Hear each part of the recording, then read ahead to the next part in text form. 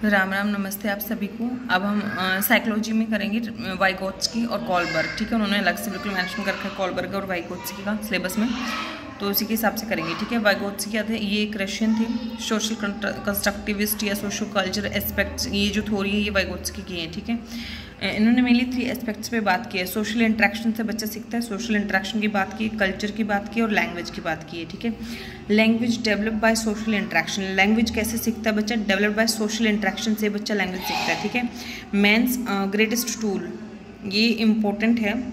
इन्होंने कहा है कि मैन का जो ग्रेटेस्ट टूल है वो लैंग्वेज है।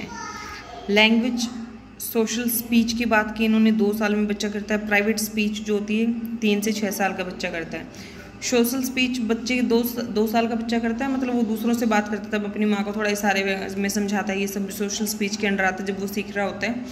प्राइवेट स्पीच क्या होती है? इसमें बच्चे ना खेल के साथ अपने आप बोलते रहते हैं, अकेले बैठ के भी ऐसे खेलते रहेंगे, अपने आप स्टोरीज बनाते हैं ये सब।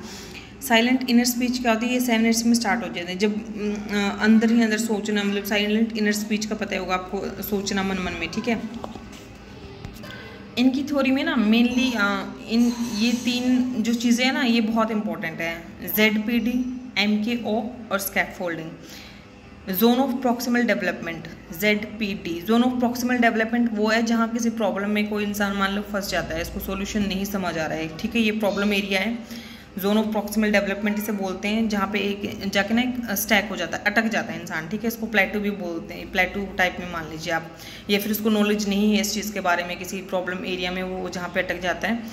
ये क्या है? More knowledgeable other. MKO कौन है? अदर पर्सन जो उसकी हेल्प करता है। हेल्प को इसमें हम स्कैफोल्डिंग बोलेंगे। कौन करेगा? MKO करेगा। क्या करेगा? स्कैफोल्डिंग, यानी मदद करना दूसरे। मोर नॉलेजेबल अदर, कोई जैसे कोई स्टूडेंट है, उसको कोई प्रॉब्लम है किसी, अगर वो प्रॉब्लम किसके पास लेके जाएगा? टीचर के पास, जो कि मोर नॉलेजेबल अदर है।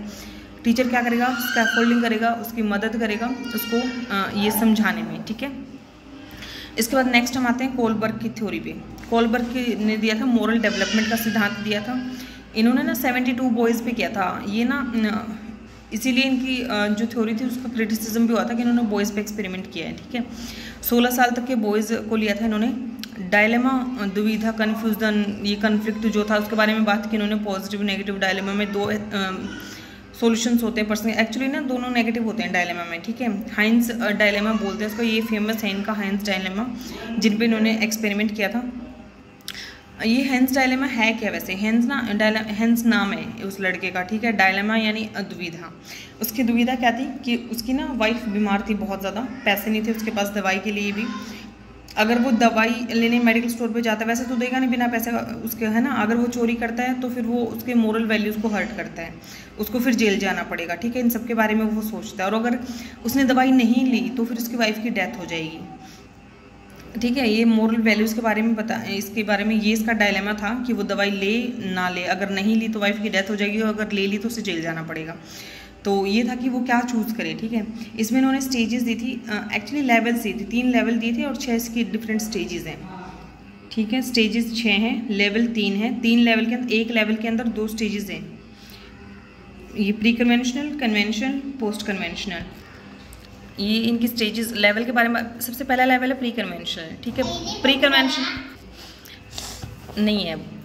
सबसे पहले इसमें लेवल 1 की बात करते हैं, जिसको बोलते हैं प्री कन्वेंशन। इसमें 2 स्टेजेस की बात करते हैं। ये हाथ हटा, obedient and punishment. Obedient and punishment का क्या मतलब है? इसमें ना बच्चा डर के मारे काम करता है कि उसको डांट दिया जाए, नहीं तो पिटाई होगी, ये हुआ। ये पनिशमेंट और ओबीडेंट कि बड़ा अच्छा बच्चा ये ओबीडेंट मतलब कहना मानता है वो उसका पनिशमेंट के मारे। ठीक है, फिर इसमें सेकेंड स्टेज की बात करते हैं। क्या नहीं प्लीज़ क्या? Personal reward orientation. Personal reward क्या है कि खुद उसको खुशी होती है ये काम करके, कि वो खुद से कि उसको चीज़ मिलेगी, उसको पता है जैसे कुछ काम किया उसको अच्छी चीज़ मिलेगी कुछ। ठीक है, जैसे कहना मानता है तो उसको टॉफी वगैरह मिलेंगी, ये सारी चीज़ों से रिलेटेड होता है ये। फिर लेवल 2 में आते हैं हम कन्वेंशनल। कन्वेंशनल में क्या होता है? इंटरपर्सनल रिलेशनशिप, यानी इंटरपर्सनल यानी दूसरे के साथ उसकी रिलेशन कैसी है। अगर कोई मान लो उसका को बहुत जिसके साथ उसकी रिलेशन अच्छी है वो बोल दे तो वो कर देगा, जिसके साथ उसकी रिलेशन अच्छी नहीं है तो वो नहीं करेगा। ठीक है, ये सारी चीज़ें इंटरपर्सनल रिलेशनशिप में आती हैं। फिर उसके बाद 4th स्टेज आती है maintaining the social order. Maintaining the social order क्या है कि जैसे सिखाया जाता है ना सोशल ऑर्डर, जिसकी कि बड़ों का कहना मानना है, उल्टा नहीं बोलना, ये सारी चीज़ें कि ऐसे नहीं करना, बाहर जाओ तो ऐसे बिहेव करना है, ये सोशल ऑर्डर्स होते हैं सारे। ठीक है, इनके बारे में बात करेगा 4th स्टेज में। उसके बाद लेवल 3 होता है पोस्ट कन्वेंशनल, ठीक है।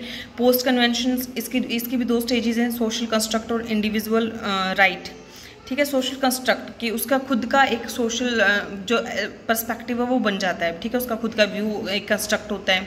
इंडिविजुअल राइट ये उसको पता था इसका जो भी इसके अंडर रह के वो जो काम करता है वो इसके अंदर आएंगे। फिर है universal ethical principles, 6th stage है ये इसकी, इसमें काम करते हैं जो मोरल वैल्यूज़ को ध्यान में रख के, बिल्कुल कि मोरलिटी के ऊपर कि ये चीज़ें गलत हैं। जैसे इसमें सारे सोशल कंस्ट्रक्ट इसमें लॉ वगैरह आ जाएंगे। इसमें एथिकल प्रिंसिपल यानी एथिक्स, इसके लिए कोई लॉ नहीं, लेकिन हमें वैसे भी पता होता है कि जैसे किसी को हर्ट नहीं करना है ना, इस तरह की चीज़ें होती हैं कि दया आ गई, ये सारी चीज़ें ये मोरल वैल्यूज़ के ऊपर ये सारा यूनिवर्सल एथिकल प्रिंसिपल है, ठीक है।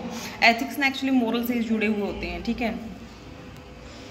ये इनकी कॉलबर्ग की और वाइगोत्स्की की थ्योरी थी। मेन सा लिखा है मैंने, इसमें डिटेल में नहीं है बिल्कुल, डिटेल में इसके एग्ज़ाम होने के बाद करवाऊंगी मैं।